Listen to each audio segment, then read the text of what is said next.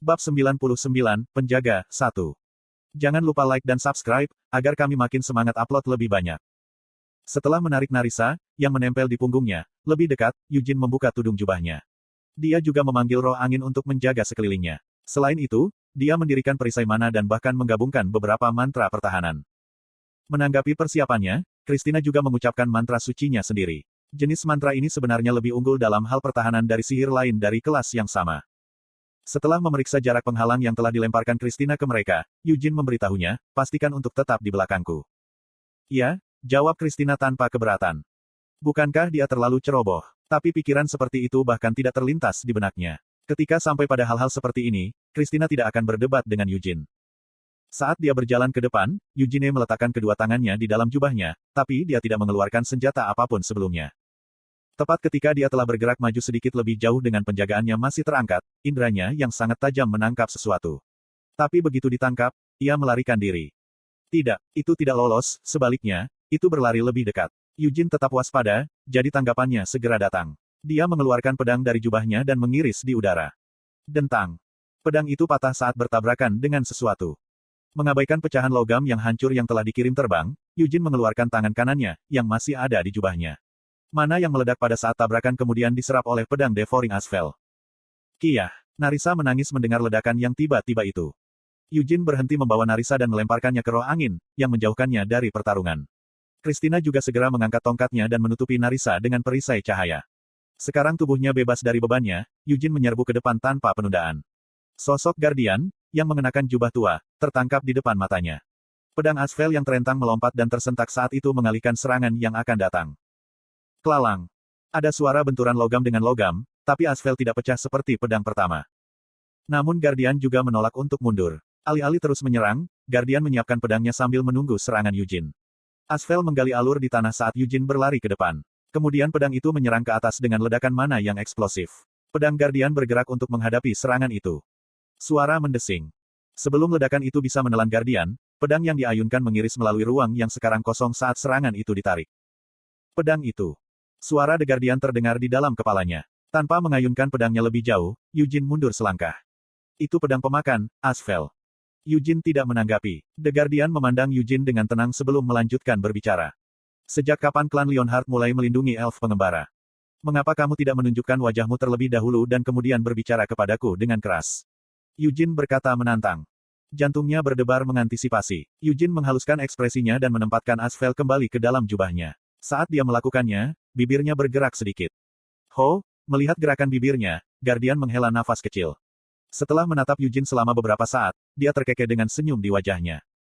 Saya pikir Anda mirip dengannya, tapi sepertinya itu bukan kemiripan sama sekali. Yujin hanya mengangkat bahu tanpa mengatakan apapun sebagai jawaban. Menanggapi keheningan ini, Guardian menurunkan pedangnya, lalu membalik tudung yang menutupi wajahnya. Dinasti Hamel. Yujin telah mengayunkan pedangnya sambil berharap pihak lain akan mengenalinya dari itu. Karena rasa malunya, nama serangan itu benar-benar menolak untuk disebutkan di bibirnya, tetapi pukulan pedang yang mengenai ke atas dari bawah adalah jurus kelima dari gaya Hamel, Dragon Burst. Apakah kamu berkeliaran sebagai hantu yang tidak dapat menemukan istirahat abadi? Saya merasa hal yang sama dapat dikatakan tentang Anda. Yujin menjawab dengan seringai. Tanpa mengeluarkan suaranya, Yujin hanya menggerakkan selipnya sedikit untuk menyebutkan nama tertentu. Peritua yang bisa mengenali Asphael dan memiliki keterampilan seperti itu. Elf kejam yang membenci Iris dan Dark Elf dan bersedia bertindak atas kebencian yang dia pegang. Tidak banyak elf seperti itu dalam ingatan Yujin.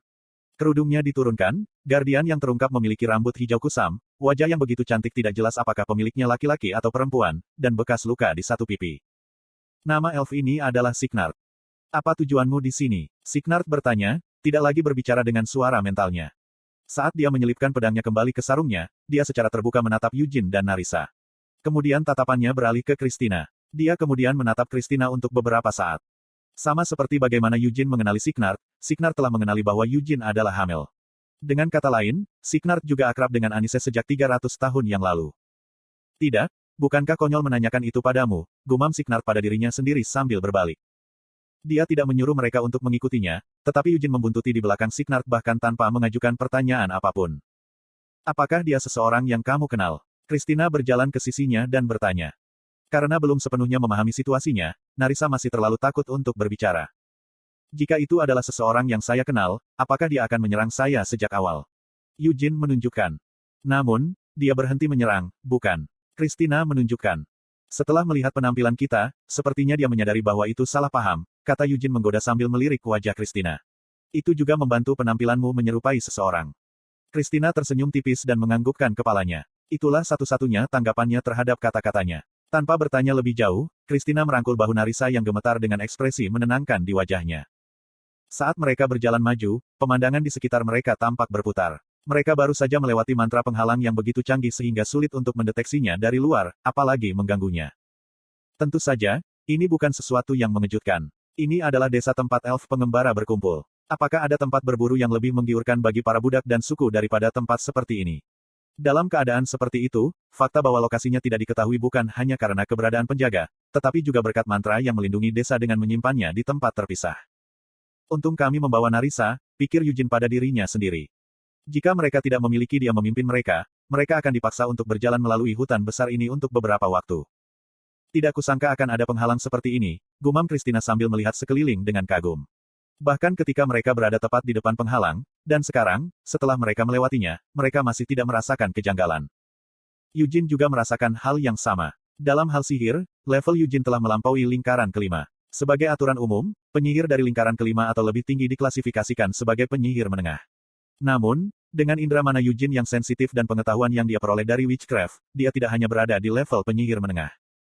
Ini bukan penghalang biasa, Eugene menyadari. Eugene mencoba memahami penghalang dari sudut pandang magis, tetapi tidak mudah baginya untuk melakukannya. Bahkan ketika dia berjalan melewati penghalang itu sendiri, dia tidak merasakan ketidaknyamanan apapun darinya. Signard yang bisa diingat Eugene bukanlah elf yang luar biasa dalam hal sihir. Berapa banyak elf di desa ini? Eugene bertanya. Sekitar 100, jawab Signard. Pada tanggapan ini, Narisa mengeluarkan seruan terkejut. Mereka bisa melihat beberapa elf menatap mereka dari rumah-rumah di kejauhan. Tatapan mereka mengandung campuran permusuhan dan ketakutan. Sepertinya kita perlu berbicara. Apa yang ingin Anda lakukan? Signard diperiksa dengan Eugene. Christina, lakukan apa yang ingin kamu habiskan waktu, kata Eugene tanpa melihat kembali ke Christina. Kata-katanya datang tiba-tiba, tetapi Christina tidak bingung olehnya. Dia mengangguk sedikit, lalu dia berbalik untuk melihat kembali ke para elf dengan mata penuh minat. Jangan melakukan sesuatu yang kasar, Eugene memperingatkannya. Tolong jangan khawatir tentang itu, jawab Christina dengan senyum cerah. Eugene meninggalkan Christina dan Narisa di belakang dan mengikuti Signard. Apakah kamu tidak terlalu ceroboh? Signard bertanya. Eugene mencibir, apa kamu berencana menyandera mereka berdua sementara aku tidak bersama mereka? Apakah aku punya alasan untuk melakukan itu? Tentu saja tidak, jadi saya tidak perlu menjaga kewaspadaan saya. Petik 2. Para elf yang tinggal di sini membenci orang luar, Signard memperingatkannya. Aku bisa mengatakan itu bahkan tanpa kamu mengatakannya. Permusuhan mereka sangat runcing, namun tampaknya hanya ada beberapa elf yang benar-benar mampu bertindak atas permusuhan mereka, kata Eugene sambil melihat ke arah para elf. Meskipun dia tidak menyangka akan ada 100 dari mereka, dia merasa bahwa satu-satunya elf yang benar-benar dapat mengancam Christina adalah Signard. Sambil menyeringai, Signard mengangkat bahu dan mengganti topik pembicaraan, tentang wanita itu. Eugene tahu apa yang dia coba katakan. Ada kemiripan, kan? Ini sedikit lebih dari sekadar memiliki kemiripan. Saya terkejut ketika pertama kali melihatnya juga. Namun, itu masih hanya kemiripan. Petik 2. Dia mungkin menipumu. Signard, sama seperti kamu mengenaliku, Anise juga akan mengenaliku. Saya mungkin tidak mengatakan apapun secara terbuka, tetapi saya juga tidak menyembunyikannya. Jika dia akan mengenali saya, dia akan mengenali saya jauh lebih cepat daripada Anda. Petik 2. Saat dia bepergian dengan Christina, Eugene telah menghunus pedangnya beberapa kali. Tidak, bahkan sebelum itu, ketika dia bertarung dengan pedang melawan Genos di Kastil Singa Hitam, Eugene tidak menunjukkan rasa malu dalam menggunakan gaya hamil. Ini tidak hanya untuk mendapatkan persetujuan Genos, tetapi juga untuk memeriksa reaksi Christina. Matanya pada waktu itu terlihat agak aneh. Itu cukup mengganggunya, tetapi Christina masih belum membicarakan hamil. Jika Christina benar-benar Anise, tidak ada alasan baginya untuk menyembunyikan dirinya seperti ini. Mungkin begitu, gumam Signard dengan suara rendah sambil tersenyum. Dia membuka pintu ke gubuk tua dan memberi isyarat agar Eugene masuk. Aku tidak pernah berharap melihatmu lagi. Itu juga berlaku untukku, Eugene setuju dengan senyum balasan ketika dia melewati pintu. Saat dia masuk, sosok Signard menghilang. Eugene menyeringai dan membungkuk ke belakang di pinggang. Sebuah siku berayun menyapu melewati kain kemejanya. Meskipun dia dalam posisi tidak stabil, Eugene mampu menjangkau dan meraih keras Signard. Kemudian dia menutup jarak di antara mereka dengan menarik Signard mendekat. Kamu benar-benar sudah dewasa. Kamu bahkan telah belajar cara berkelahi, puji Eugene. Kaulah yang menjadi terlalu muda, kata Signard sambil memamerkan giginya sambil tersenyum. Setelah mereka bergulat seperti ini selama beberapa saat, Signard lah yang pertama kali menurunkan tangannya. Kemudian dia mundur beberapa langkah dan mengamati Eugene dari atas ke bawah. Keterampilan Anda mungkin tidak berkarat, tetapi Anda lebih lemah dari kehidupan sebelumnya, komentar Signard. Mau bagaimana lagi, Eugene mengangkat bahu. Tubuhku ini masih belum sepenuhnya tumbuh. Konten iklan. Tubuh manusia. Signard berhenti. Berapa usiamu? Aku akan segera berumur 20 tahun, ungkap Eugene. Haha, Signard tertawa terbahak-bahak mendengar jawaban Eugene. Memang, bahkan mempertimbangkan bahwa Anda seorang manusia, itu masih usia muda. Meski begitu, agar kamu bisa mencapai prestasi seperti sekarang, sepertinya kamu tidak hanya menikmati reinkarnasimu dengan santai. Jika dunia tidak dalam keadaan seperti itu, aku mungkin bisa menikmati diriku sendiri dengan santai sambil melakukan semua hal yang tidak bisa kulakukan di kehidupanku sebelumnya, Eugene mengakui sambil menarik kursi dan menjatuhkan diri. Signard terlambat menyadari, tubuh itu. Mungkinkah itu tubuh keturunan Vermont? Jangan terlalu banyak bertanya padaku, kata Eugene dengan cemberut. Bahkan aku tidak cukup tahu tentang reinkarnasiku untuk menjawab semua pertanyaan seputarnya dengan memuaskan. Apakah begitu? Aku mati di kastil Raja Iblis penjara. Bagi saya langsung dari kematian saya menjadi bereinkarnasi. Saya tidak pergi ke surga atau neraka. Saya mati, dan ketika saya membuka mata sekali lagi, saya masih bayi. Signard duduk di seberang Eugene saat dia mendengarkan ceritanya. Saya tidak tahu detail lengkapnya, Eugene mengaku. Saya lahir sebagai salah satu keturunan Vermont, dan entah bagaimana menjadi anak angkat dari keluarga utama. Setelah tumbuh seperti ini, akhirnya saya menemukan jalan saya di sini. Anda bisa menebak alasan saya melakukannya. Petik 2. Sienna, gumam Signard. Eugene mengubah topik pembicaraan, jadi, apa yang telah kamu lakukan dengan dirimu sendiri? 300 tahun, itu bukan waktu yang singkat, bahkan untuk seorang elf. Itu juga bukan waktu yang menyenangkan, kata Signard saat bibirnya membentuk senyuman masam. 300 tahun yang lalu, Signard adalah salah satu penjaga elf yang bertarung melawan Raja Iblis. Dia bertempur di Helmut, yang pada waktu itu dianggap sebagai garis depan perang. Penjaga elf, termasuk Signard, menjelajahi hutan dan pegunungan Helmut, memerangi pasukan Demon Fog. Hamel bertemu Signard hanya sekali dalam kehidupan sebelumnya. Saat mereka berdua bertarung melawan pasukan iblis di Helmut, Hamel pernah melakukan operasi gabungan dengan penjaga elf. Pada saat itu, Signard adalah seorang elf muda yang penuh energi yang telah mengenal Sienna sejak dia masih kecil. Sienna sebenarnya biasa memanggil Signard sebagai kakak laki-lakinya. Meskipun Signard adalah seorang elf, dia tidak benar-benar bertingkah seperti itu. Terutama karena dia tidak bisa menerima bahwa Sienna terpaksa pergi ke medan perang yang berbahaya demi para elf. Dia telah berteriak pada Sienna beberapa kali, mencoba membuatnya kembali ke hutan, dan ketika Sienna menolak untuk mendengarkannya, dia bahkan mencoba memaksanya untuk kembali. Tepat ketika dia akan dengan paksa membanjiri keberatannya, Hamel telah melangkah maju. Signard memang kuat, tapi dia tidak sekuat Hamel. Apapun yang terjadi, jaga Sienna. Setelah dia dipukuli dan dibiarkan tergeletak di lantai, Signard, yang berlumuran darah dan kotoran, masih meludahkan kata-kata yang cukup arogan bahkan saat dia terengah-engah. Merawatnya, cewek itu mungkin seharusnya lebih kuat dariku. Begitulah cara mereka berpisah dari Signard. Hamel, Sienna, dan Vermont. Pesta pahlawan, terus berlanjut. Pasukan sekutu, termasuk Signard dan penjaga elf, tetap di belakang untuk mencegah pasukan iblis melintasi garis depan. Beberapa bulan setelah itu, korps elf gelap yang dipimpin oleh Iris memusnahkan sebagian besar penjaga elf. Setelah kamu mati, perang berakhir dengan sumpah Vermont. Signard terus berbicara, para elf lain dan aku. Kami kembali ke wilayah kami. Kami tidak punya pilihan selain melakukannya. Kedamaian yang baru saja kita ciptakan tidak dapat dilanggar demi balas dendam kita. Petik 2.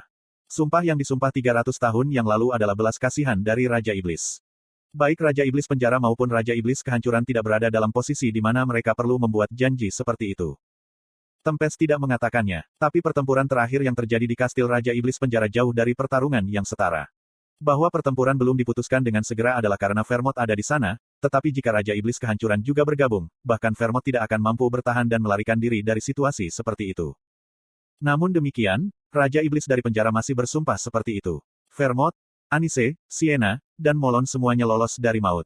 Satu-satunya yang meninggal di sana adalah Hamel. Tidak ada orang lain yang tewas.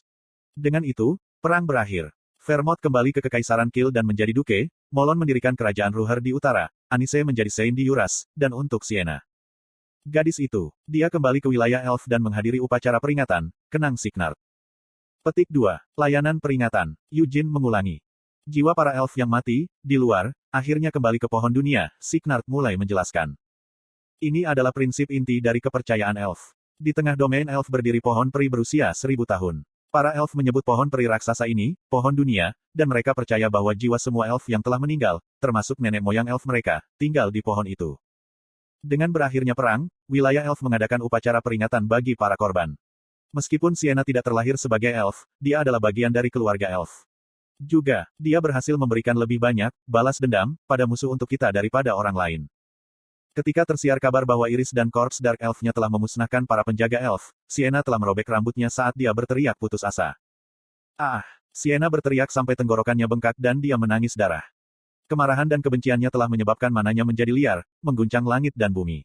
Molon telah mendekati Sienna untuk mencoba dan menenangkannya, hanya untuk terkena sihirnya dan dikirim terbang puluhan kilometer jauhnya. Anise harus mempertahankan penghalang dengan keringat mengalir di wajahnya agar sihir yang mengamuk tidak menelan sisa pesta. Hamel telah mempertaruhkan nyawanya untuk menenangkan Sienna yang tidak terkendali. Jika Vermont tidak berhasil menekan kekuatan sihir Sienna, itu tidak akan berhenti hanya dengan mempertaruhkan nyawanya, Hamel akan benar-benar mati, tercabik-cabik. Itulah mengapa Eugene membenci para Dark Elf. Generasi Dark Elf saat ini mungkin terlihat menyedihkan, tetapi setiap kali dia melihat kulit gelap, mata merah, dan telinga mereka yang panjang, dia mengingat pemandangan Sienna yang menangis terseduh-seduh. Memeluknya dalam pelukannya, saat pakaiannya basah oleh air mata, hidung meler, dan darah. Mereka selalu mengingatkannya pada Sienna yang menangis dengan ekspresi jelek di wajahnya. Aku akan membunuh mereka. Betulkah? Aku akan memusnahkan mereka semua. Para Dark Elf, dan 2 Iris, dan juga Raja Iblis Kemarahan. Jangan mencoba membunuh mereka sendirian, ayo bunuh mereka bersama. Pada akhirnya, mereka gagal. Mereka telah berhasil membunuh Raja Iblis Kemarahan, tetapi mereka tidak bisa membunuh Iris. Tidak ada seorang pun di sana yang benar-benar dapat membayangkan bahwa Raja Iblis Kemarahan akan mengorbankan hidupnya sendiri untuk membantu Iris dan Oberon melarikan diri, dan itu juga berlaku untuk Sienna. Saya minta maaf. Jangan minta maaf. Aku seharusnya tidak membiarkannya pergi. Aku berkata, jangan minta maaf, dasar brengsek. Ini tidak seperti Anda membiarkan dia pergi karena Anda ingin membiarkan dia pergi. Hamel mendatanginya dengan kepala tertunduk dan meminta maaf, tapi Sienna telah meneriakinya dan menendang tulang keringnya. Mereka tidak berhasil membunuh Iris, tetapi mereka masih berhasil membunuh Raja Iblis Kemarahan. Sienna hanya harus puas dengan itu. Setelah jeda, Eugene bertanya, apa yang terjadi setelah itu? Sienna pergi ke Arot dan aku tinggal di wilayah Elf, kata Signard. Tapi bukankah kamu di sini sekarang? Eugene menunjukkan dengan bingung. Itu karena 300 tahun adalah waktu yang lama, kata Signard dengan bibir masam. Aku masih ingin membalas dendam. Jadi saya meninggalkan hutan dan menjelajahi dunia. Aku berharap bisa membunuh peri gelap terkutuk itu. Sepertinya kamu tidak meminta bantuan Sienna, kata Eugene. Itu karena anak itu adalah sosok yang jauh lebih besar dari saya, jelas Signard. Aku mungkin hanya menjadi salah satu elf dalam perang salib, tetapi jika Sienna bergerak, kedamaian yang diperoleh melalui sumpah mungkin telah hancur. Dia tidak berhasil membunuh Iris. Peri gelap itu masih hidup, dan memimpin tentara kemerdekaan Fury. Dia mengaku sebagai pewaris sah Raja Iblis of Fury saat berkampanye untuk menjadi Raja Iblis berikutnya. Signard gagal membalas dendam. Aku pernah mendengar bahwa Sienna kembali ke wilayah elf dan mengasingkan diri, kata Eugene. Signard membantahnya. Itu hanya rumor. Mungkinkah kamu tidak percaya padaku? Eugene mengangkat alis. Hamel, Signard mendengus. Sejak kapan kita cukup dekat sehingga ada kepercayaan tanpa syarat di antara kita? Nah, itu poin yang bagus. Eugene tersenyum dan mengangguk. Signard melanjutkan. Aku mungkin telah menerima bahwa kamu adalah Hamel, tapi aku masih belum bisa sepenuhnya mempercayaimu. Kamu mati di kastil Raja Iblis penjara 300 tahun yang lalu. Bahkan jika kamu secara ajaib bereinkarnasi, itu masih tidak cukup untuk membuatku percaya bahwa kamu bebas dari niat buruk apapun. Petik 2. Saya mengerti dari mana Anda berasal. Saya juga memiliki banyak pikiran yang menyedihkan pada awalnya. Apakah saya benar-benar Hamel? Mengapa saya bereinkarnasi? Karena saya telah bereinkarnasi, apa yang harus saya lakukan? Jika reinkarnasi saya adalah bagian dari rencana seseorang, bukankah itu berarti bahwa apapun yang saya lakukan sekarang setelah saya bereinkarnasi adalah semua bagian dari diri saya yang menari sebagai boneka seseorang? Eugene terkekeh ketika dia mengulurkan tangan ke jubahnya. Namun, Signard, tidak ada gunanya bagiku untuk mengkhawatirkan hal-hal seperti itu.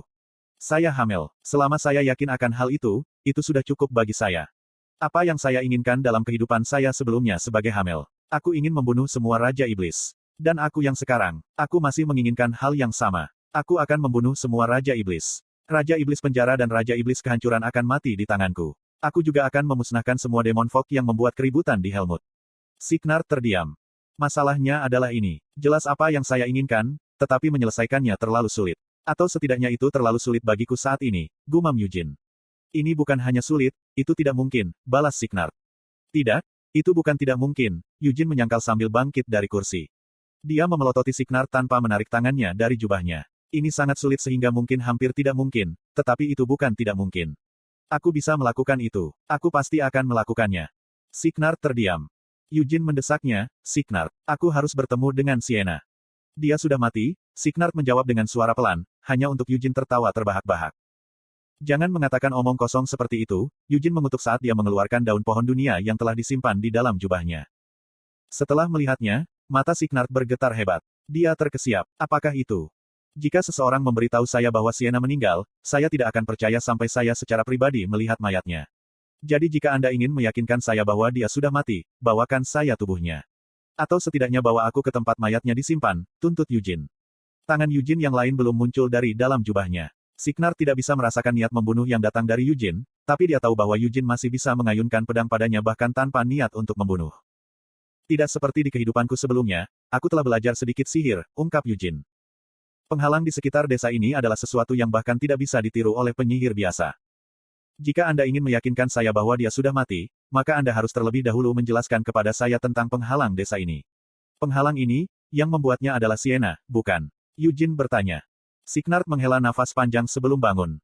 Hamel, apa yang akan Anda lakukan jika saya menolak untuk mempercayai Anda sampai akhir dan menolak untuk memberitahu Anda apapun? Signard mengusulkan. Kalau begitu aku akan melakukan apa yang kulakukan padamu 300 tahun yang lalu, jawab Eugene padanya. Aku akan menghajarmu sampai kamu berada di ambang kematian, dan membuatnya jadi kamu tidak punya pilihan selain berbicara, bahkan jika kamu tidak mau. Kamu yang sekarang, itu tidak mungkin. Itu tidak mustahil. Fuosh. Api formula api putih menelan tubuh Eugene. Jika dibandingkan dengan hal-hal yang ingin saya capai, itu bahkan tidak dalam urutan besarnya yang sama, Eugene membual.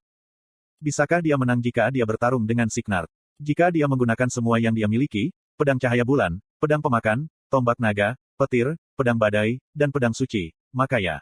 Karena dia memiliki senjata yang cukup, jika dia menggunakan ignition sejak awal, maka dia pasti akan menang. Begitukah? Signard menerima klaimnya dengan tertawa kecil dan menatap daun pohon dunia.